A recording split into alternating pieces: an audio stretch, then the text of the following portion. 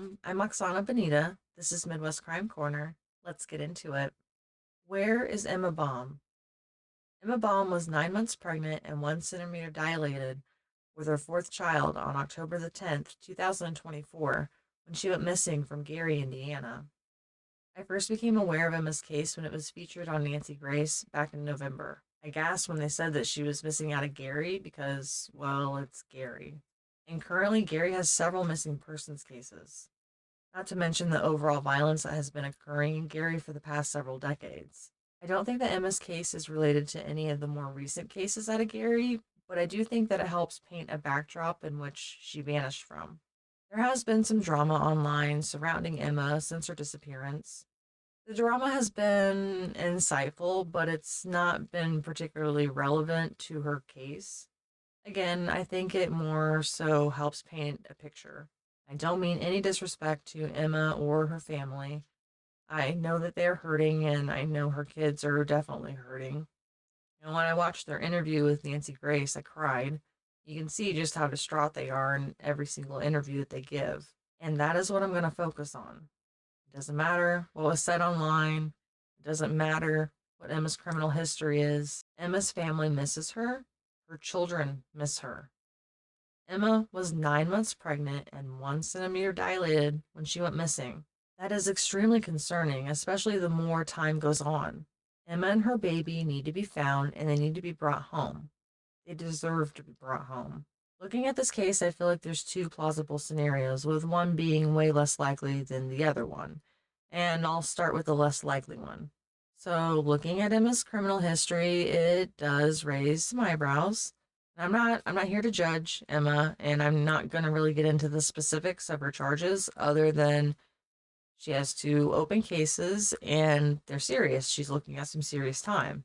And it does explain to me how she probably ended up with her current boyfriend, father of her unborn baby, Antoine Butler. Like I said, Emma is looking at a good deal of time, so maybe she feared that DCS was going to come and take the baby at the time of its birth. It's very possible. That's a real fear to have.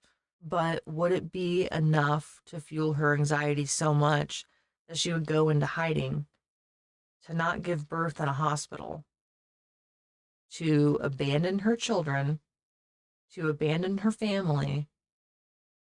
I don't find it very likely, even with the drama that has come out online. It is going on 4 months now, and I would think that somebody would have spotted her by now. Surely, her and the baby. Like, it's kind of hard to hide a newborn baby. I would think at the very least that she would have reached out to her family somehow, told them, please don't worry, the baby and I are fine. We're staying away for this reason, you know, but she hasn't. At the time of her disappearance, Emma had just been released from jail on October the 3rd. Upon Emma's release from jail, she was on probation, and she was to report to her probation officer every 2 weeks. Emma went missing the following week on October the 10th, and by October the 15th, when she didn't show up to her probation officer, they flagged her in violation of her probation. And so now she currently has a warrant out for her arrest for being in violation of her probation. Like, duh, she's missing. Of course, she's not going to show up to probation. I guess the court has to keep it that way because the police so far do not have any evidence of foul play. To authorities, it seems like Emma has just skipped town as being irresponsible.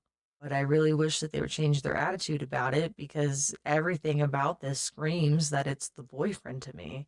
The police need to look harder at Antoine Butler. Again, looking at Antoine's charges in the past, it's not violent, but there's a lot of drug charges, and I think he did have some resisting arrest charges. So he doesn't have anything with DV, but the testimony from his ex, I, I wouldn't put it past him. They need to look at Antoine. Antoine is a violent drug dealer, and like I said, I wouldn't be surprised if he didn't take the life of Emma and their unborn child. Police have searched his residence.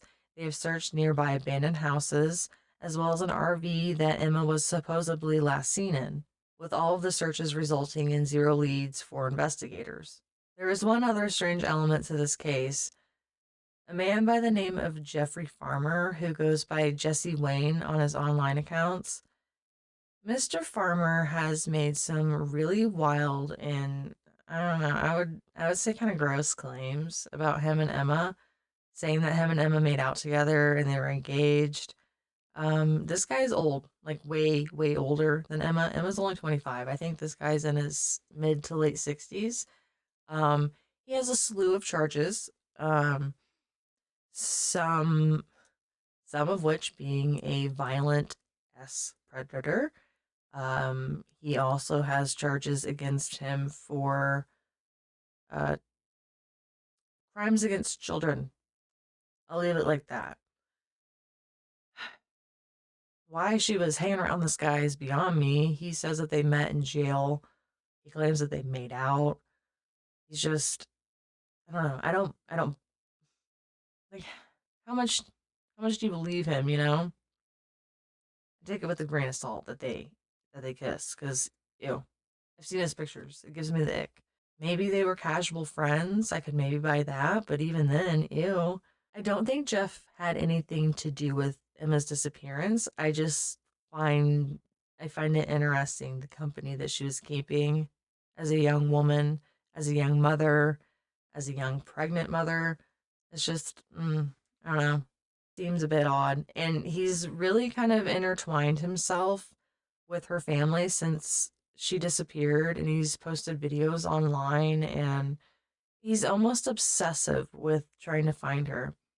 His behavior is alarming, but I don't think he had anything to do with her disappearance, because the last person that she was with was the boyfriend. They need to look they need to look harder at Antoine. Emma was no stranger to drugs, and this is something that she had been dealing with on and off for a couple of years now, which I think is tied into how she came to know Antoine.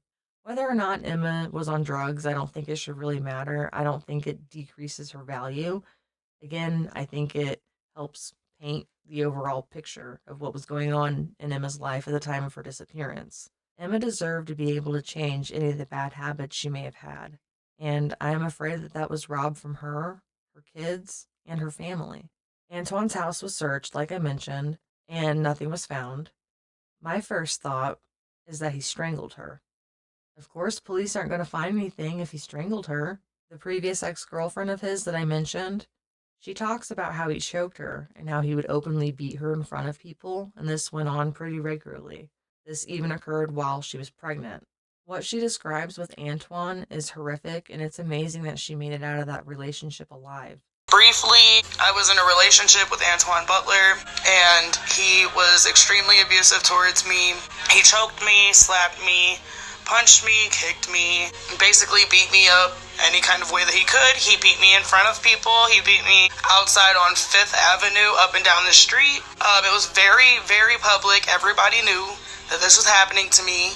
It was the darkest time of my life. I ended up becoming pregnant by him with a girl. And when I was 6 months pregnant with her, he suspected that I was trying to move away to Lafayette and decided that he was going to torture me for 4 to 6 hours straight. It started approximately around, I want to say like midnight, and then it ended at around 8 a.m., 9 a.m. He was hitting me, punching me, kicking me, dragging me all around when we lived on Rhode Island. We used to live on, I think, 8th and Rhode Island, over by the Sharks in Gary.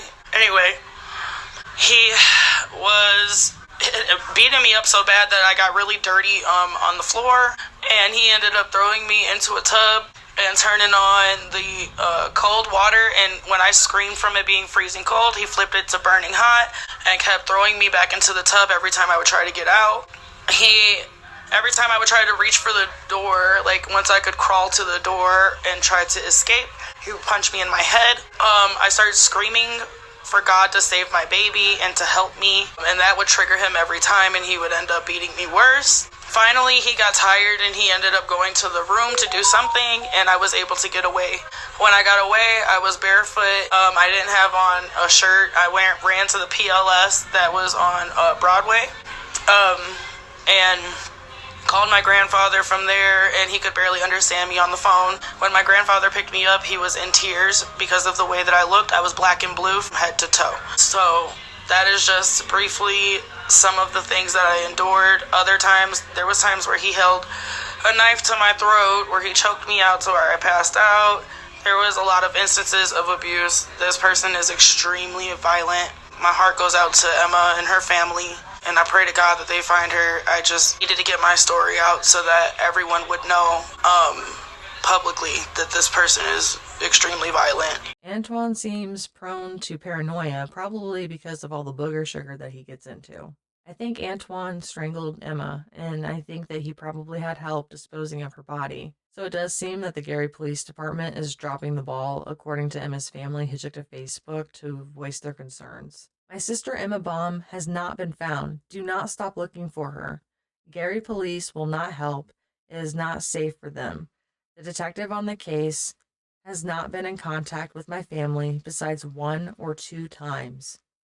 During one of those conversations, he even said to my mother, "Why are you even looking for her?" The Gary Police Department really needs to get it together.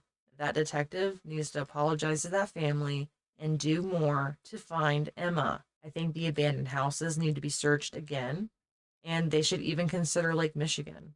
If she was dumped in Lake Michigan, it's very possible that she wouldn't surface until the spring, if at all.